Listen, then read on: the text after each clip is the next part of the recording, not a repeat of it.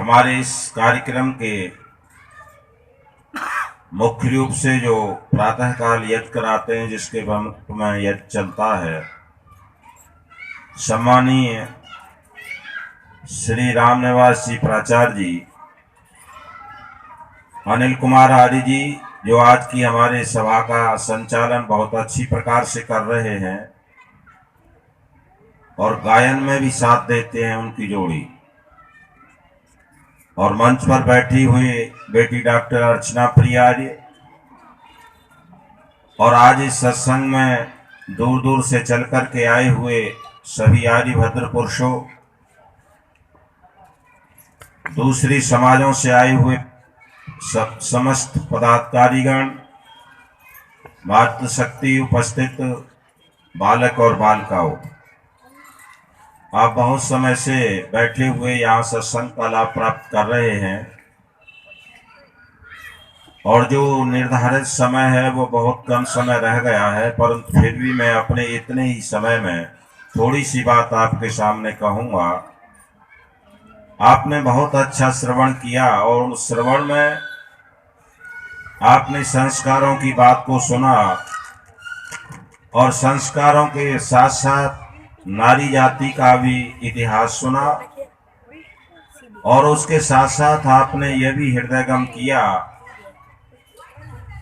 कि प्रवर देव दयानंद ने अपने अमर ग्रंथ सत्यार्थ प्रकाश के द्वितीय समोल्लास में जो लिखा कि 3 गुरु होते हैं संतान को आगे ले जाने वाले, माता पिता और आचार्य।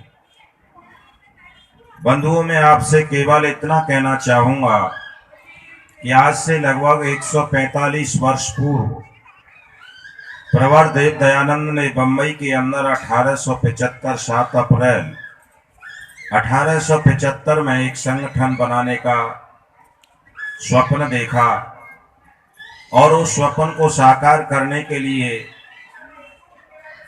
काकरवाड़ी आर्य समाज की स्थापना की, और काकरवाड़ी आर्य समाज की स्थापना के साथ अपना इस आर्य समाज की नींव को रखा। ये बात मैं आपसे 145 वर्ष पूर्व की चर्चा करने लगा हूं। वहां जब इसी प्रकार से संगठन खड़ा किया गया तो वहां पर बहुत से विद्वान लोग बैठे हुए थे, बहुत से समाज सेवी थे, और सभी जो है कहिए मतावलंबी वहां पर मौजूद थे। तो वहां पर स्वामी दयानंद सरस्वती से एक प्रश्न किया गया था, और वह प्रश्न यह था कि स्वामी दयानंद जी, हम आपसे यह जानना चाहते हैं कि आपकी संस्था का, आपके संगठन का उद्देश्य क्या होगा।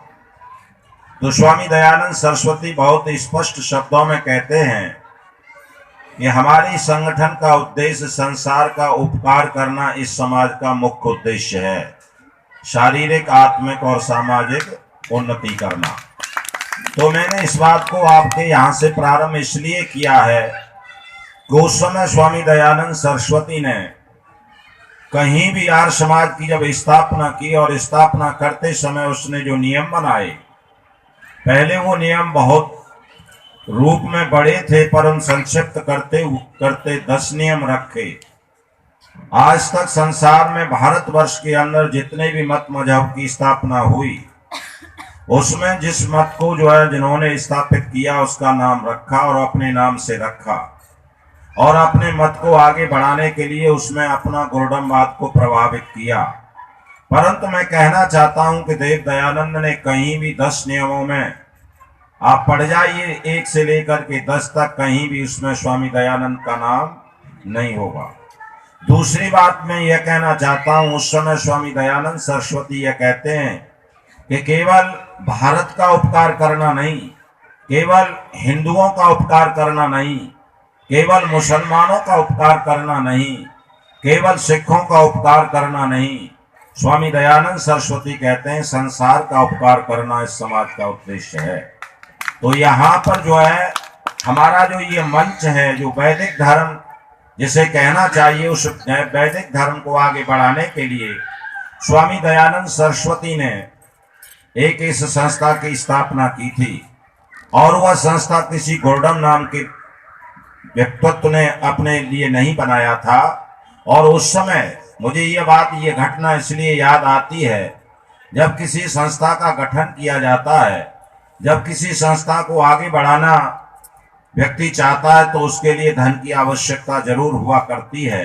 जैसे आज यहाँ से कहा जा रहा है, हमारे प्राचार्य जी बार बार कह रहे हैं कल से, तो उस समय भी जो जब संस्था की स्थापना की गई तो वहां पर भी धन की आवश्यकता हुई। तो शायद आपको न पता हो, मैं आपको अपना इतिहास कहना चाहता हूँ। जब स्वामी दयानंद सरस्वती ने यह घोषणा की तो वहां में पर एक से एक बढ़कर के दानी आया, और सबसे पहला अगर दानी आर्य समाज की स्थापना के लिए निकल करके आया, तो मैं कहना चाहता हूं, आप अगर बंबई कभी जाने का अवसर मिले या आप गए हों, तो वहां पर आज भी उस काकरवाड़ी आर्य समाज के अंदर संगमरमर का एक पत्थर लगा हुआ है, और उसमें सबसे पहले आर्य समाज की स्थापना के लिए अगर कोई दानी निकल करके आया था तो एक मुसलमान नाम का व्यक्ति था, जिसका नाम रामतुल्ला आदि नाम उस पर लिखा हुआ है। अर्थात हमारा इतना विशाल उद्देश्य था, हमारा इतना विशाल मूल उद्देश्य था कि इसके लिए सबसे पहले मुसलमान निकल करके आता है और अपनी नेक कमाई में से 5,000 रुपए, उस समय आप अंदाजा करिए, आज से 145 वर्ष पहले 5,000 रुपए का दान देता है, और 5,000 रुपए का दान दे करके उस इस संस्था को आगे बढ़ाने का काम करता है। इसलिए मैं कहना चाहता हूं कि आप जो व्यक्ति जिस संस्था में काम करते हैं या नहीं काम करते हैं, जो संस्था संसार का उपकार करना चाहती है, उस संस्था का उद्देश्य कोई गौड़मवाद नहीं है, उस संस्था का उद्देश्य कोई सांप्रदायवाद नहीं है, उस संस्था का उद्देश्य कोई अपने लिए नहीं है। ऐसी संस्था में आगे बढ़ चढ़ करके हमें भाग लेना चाहिए, और जब हम आगे बढ़ चढ़ करके भाग लेंगे तो निश्चित है कि हमारा तो कल्याण होगा। क्यों कल्याण होगा? कि आप जो है, आप निश्चित रूप से मानिए कि परम पिता परमात्मा ने हमें आदेश दिया है। क्या आदेश दिया है? दान करना। हमें अगर परमेश्वर ने धन दिया है तो हमें बढ़ चढ़ करके उसका दान करना चाहिए, क्योंकि परमेश्वर कहता है, शतम हस्त समार सहस्त्रम हस्त शंकर। हे मानव, हे मनुष्य, सहस्त्रम हस्त शंकर, शतम हस्त समाहार। अगर आपके पास कमाने के 100 साधन हैं तो दान देने के 1000 साधन।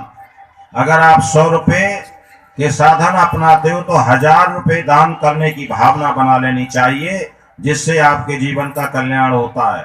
और साथ ही साथ वो कहना चाहते हैं, वेद भगवान कहते हैं कि मनुष्यों, अगर तुम दान करोगे तो दान जो है धन का नमक होता है। आप नहीं समझेंगे, मैं माताएं समझेंगी। जैसे आप अचार डालती हैं, किसी चीज को ज्यादा लंबे समय तक रखना चाहते हो, जैसे आपने नींबू को अचार डाला, आम का अचार डाला, मिर्च का अचार डाला, और आप अचार से तात्पर्य लंबे समय तक उसे रखना। और लंबे समय तक अचार को तभी रखा जा सकता है जब उसमें नमक हो। आप इसे प्रैक्टिकल करके देखना, अगर अचार में नमक नहीं होगा तो सड़ जाएगा, बदबू आने लगेगी और लंबे समय तक नहीं रह सकता है। इसी बात को शास्त्रीय परिभाषा में कहा गया है कि जो धन होता है, धन का जो नमक है वो दान है। जो व्यक्ति अगर धन रहने पर दान नहीं करता है तो वो धन सड़ जाता है, अर्थात तो उसके उपयोग में नहीं आता है और धन जो नष्ट हो जाता है। इसलिए जितना व्यक्ति दान करता है उतना उसका धन निरंतर बढ़ता हुआ चला जाता है।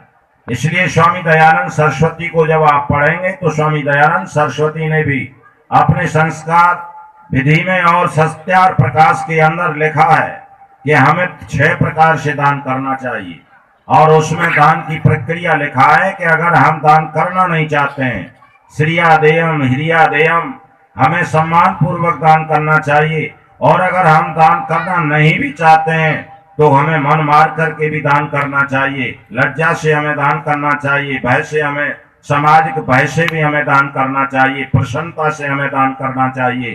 तो इसलिए हमें बढ़ चढ़ करके ये भाग लेना चाहिए। मैंने इस बात को इसलिए लिखा है कि आज अगर हम अपनी संस्था को आगे बढ़ाने के लिए दानी महान बाबों को आगे नहीं लाएंगे, क्योंकि संसार में जब जब आवश्यकता हुई है तो इस देश की ऐसी भूमिका रही है, इस देश की मट्टी में ऐसे वीर पैदा हुए हैं उसके साथ साथ दानवीर भी जो प्रातः काल कहा जा रहा था वह भी साथ साथ हुए हैं। इसलिए हमें दान की महिमा को आगे बढ़ाते हुए यह कार्य करना चाहिए। और मैं एक थोड़ा सा दृष्टांत देकर के अपनी बात को समाप्त करूंगा। आपने अकबर का नाम सुना होगा और उसके साथ बीरबल का भी नाम सुना होगा। अकबर जो था बादशाह था इस देश का। अकबर ने बहुत समय तक जो है इस देश में बादशाह रहे और उनके जो मंत्री थे वो बीरबल थे। बीरबल जो है बहुत बुद्धिमान व्यक्ति था।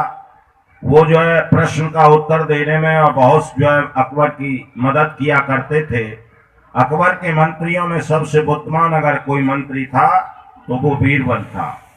एक दिन अनायास ऐसा हुआ, इसलिए अकबर जो बादशाह था बीरबल से बहुत खुश रहता था। दूसरे जो मंत्री थे वो ईर्ष्या कर सकते थे और ये सोचते थे कि भाई ये हमारा बादशाह तो केवल और केवल बीरबल से प्रसन्न रहते हैं, हर समय इनको ही साथ रखते हैं और इनको अच्छे अच्छे विभाग देते हैं। एक दिन अनायास ऐसा हुआ कि बीरबल जो है नहीं पहुंच पाए किसी कारण से, और वहां पर बादशाह का दरबार लगा हुआ था और बादशाह दरबार में बैठे हुए थे। तो अनायास बादशाह के मन में आया कि आज बीरबल नहीं है और मैं अपने इन मंत्रियों के माध्यम से अपनी शंका का निवारण करूं। तो बादशाह ने सारे मंत्रियों को बिठा करके वहां पर कुछ प्रश्न कर डाले और वह प्रश्न थे, सब लोगों से यह कहा कि भाई मेरी एक शंका है, उसका मैं समाधान चाहता हूं।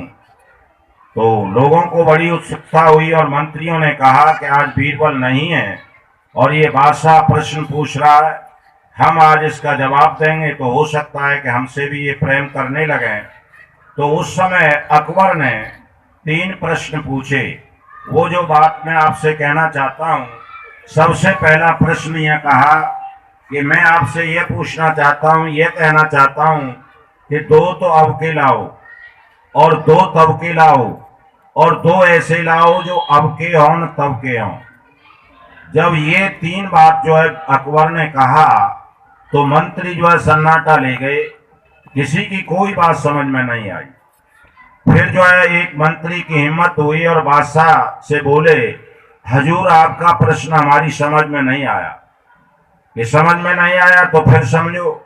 फिर जो है बादशाह ने कहा कि 2 अब के लाओ और 2 तब के लाओ और 2 ऐसे लाओ जो अब के हों तब के। फिर जो है मंत्रियों के कुछ पल्ले नहीं पड़ा, फिर जो है सन्नाटा ले गए। अब बादशाह ने कहा कि भाई समझा कि नहीं। फिर एक मंत्री ने खड़े होकर के कहा कि नहीं समझे। फिर जो है एक मंत्री ने नहीं कहा तो फिर बादशाह ने कहा कि अब क्या और कहूंगा, और बादशाह ने फिर उसे अपनी बात को दोहराया कि भाई 2 अब के और 2 तब के, 2 ऐसे जो अब के और तब के। कोई बताए? कोई जो है मंत्री कोई सभा में कुछ इस प्रश्न का उत्तर नहीं दे सका। जब उत्तर नहीं दे सका तो जो है उन्होंने अपने उस सभा को स्थगित कर दिया और ये कहा कि भाई आप कल बता देना कि हजूर हमारी समझ में प्रश्न ही नहीं आ रहा है तो हम बताएंगे क्या।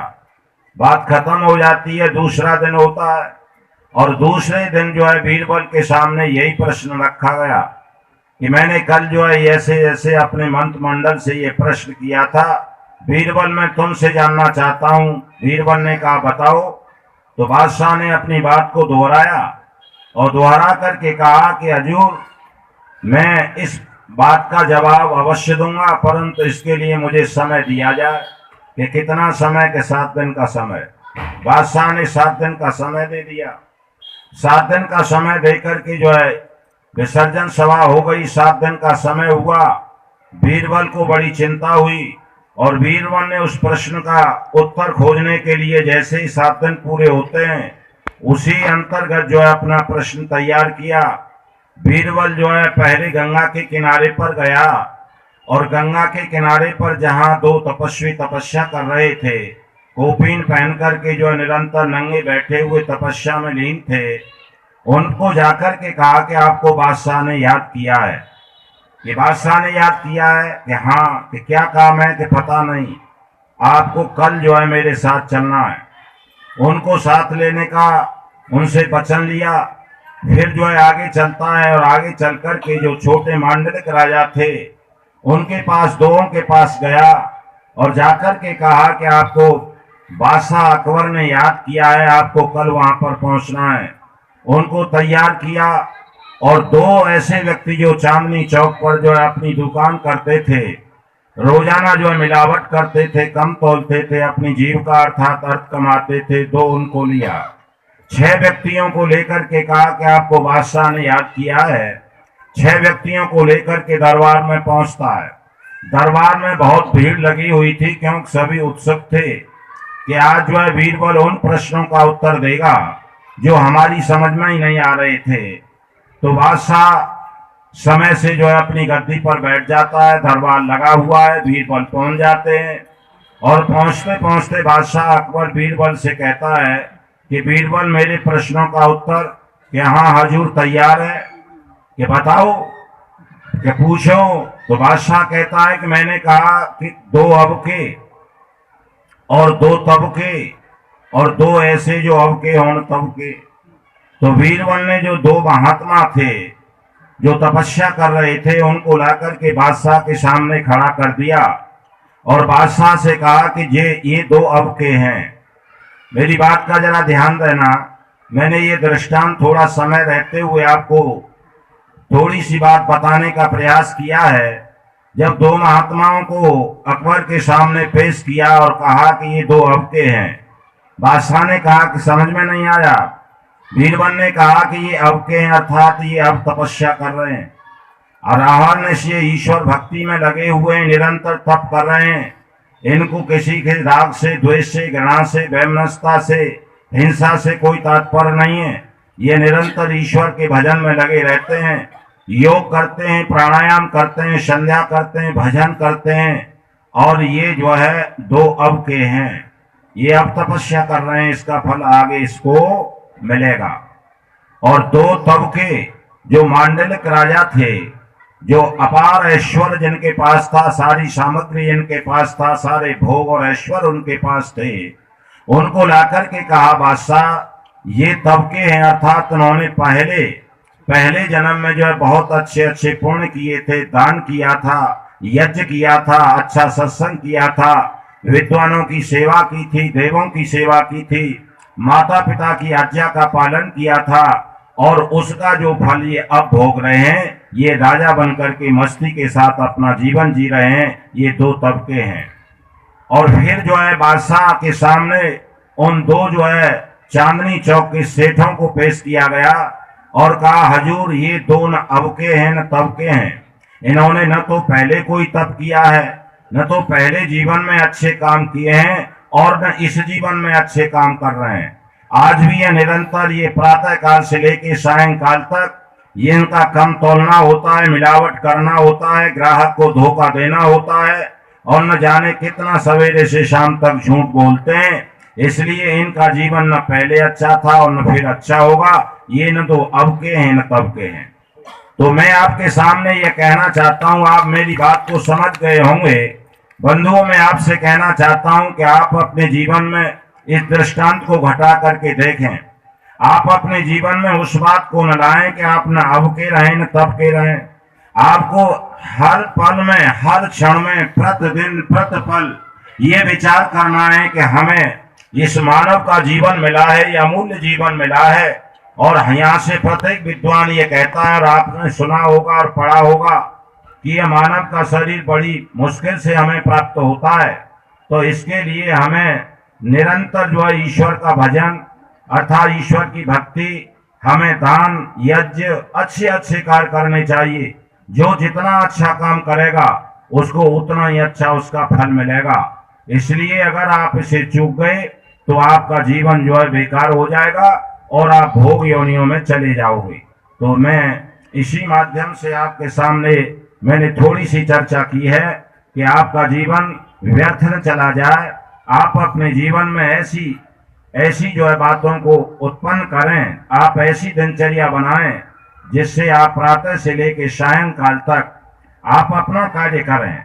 ये जो है विशेष रूप से ये बात पूछी जाती है, हर गृहस्थ में कही जाती है कि आचार्य जी समय नहीं रहता है, समय नहीं मिलता है, परंतु ऐसी बात नहीं है। अगर आप प्रतिज्ञा करेंगे, आप व्रत लेंगे और आप अपने समय सारणी बनाएंगे तो आप निश्चित समय निकाल सकते हैं और न्यून से न्यून प्रातः और सायं उस परमपिता परमात्मा का ध्यान करिए। और वह परमपिता परमात्मा जर्रे जर्रे में मैंने बताने का प्रयास किया था कि वह परमेश्वर जब तक तुम्हें ये दृढ़ विश्वास नहीं होगा, अटूट विश्वास अपने मन में पैदा नहीं करोगे कि वह ईश्वर कण कण में मौजूद है, हर जगह है, जब तक आपकी भक्ति जो है सार्थक नहीं हो सकती है। और भक्ति के साथ साथ आपको एक बात और कहता चलूं, भक्ति जो है साधन है, परंतु साधन के साथ एक उपसाधन भी होता है। आज हमने भक्ति रूपी साधन तो अपना लिया है, परंतु हम उपसाधन को भूल गए हैं। ये बात कहकर के मैं अपनी बात को विराम दूंगा। किसी ईश्वर की उपासना करना, ईश्वर की भक्ति करना, ये साधन है, जरूर करना चाहिए।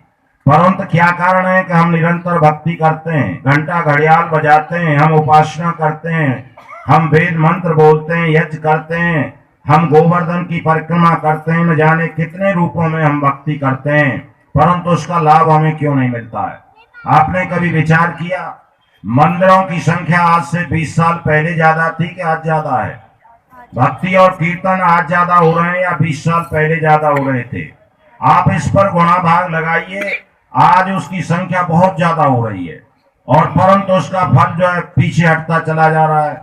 इसका कारण है कि हम साधन भक्ति तो कर रहे हैं, परंतु उस उपसाधन को भूल गए। उपसाधन क्या है?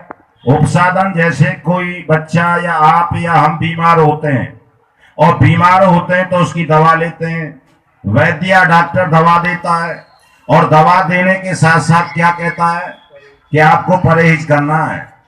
अगर जीवन भर आप दवा खाते रहिए, योग से योग व्यक्ति से, वैद्य से, डॉक्टर से आप दवा ले लीजिए और आप परहेज नहीं करें तो आपका रोग जा नहीं सकता है। तो दवा खाना ये क्या साधन है और परहेज करना उपसाधन है। तो आज हम भक्ति तो करते हैं, भक्ति साधन है, पर उपसाधन हमारा आचरण है, व्यवहार है, चरित्र है, नैतिकता है। अगर हमारा जीवन में व्यवहारिकता नहीं है, आप कितनी भक्ति करते रहिए, कितने यज्ञ करते रहिए, तो वह भक्ति हमारी सार्थक नहीं होती है और वह भक्ति बदनाम हो जाती है। हर व्यक्ति के मुंह से ये निकलता है कि अरे ये भक्त तो बेकार है, ये तो ढोंगी है, ये तो पाखंडी है। हमारी श्रद्धा उससे हट जाती है। इसलिए हमारा जो उपसाधन है वो व्यवहार है। इसलिए भगवान कृष्ण गीता में कहते हैं, युक्त आहार विहारस्य युक्त चेष्टस्य कर्मसु युक्त स्वपनान बोधस्यो योगो भवत दुःखः। तुम अगर दुखों से दूर होना चाहते हो, तुम सुख शांति आनंद प्राप्त करना चाहते हो, तो युक्त आहार विहारस्य, आपका युक्त युक्त व्यवहार होना चाहिए। युक्त व्यवहार सबसे पहले, भक्ति से पहले आपका आचरण और व्यवहार अच्छा होना चाहिए।